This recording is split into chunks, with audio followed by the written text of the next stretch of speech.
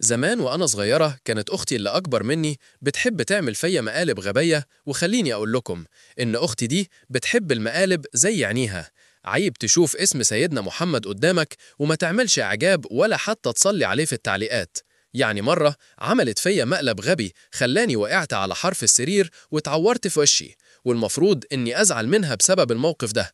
بس اللي حصل إن بعدها بكام يوم بقيت أنا اللي بشكرها، لأني لما وقعت على حرف السرير اتعورت في نص خدي بالظبط، وبقى عندي غمازة في خدي بجد مخلية شكل ضحكتي تحفة. فأحب أشكر أختي وبطلب منها لو تعرف تعورني في الخد التاني تاني.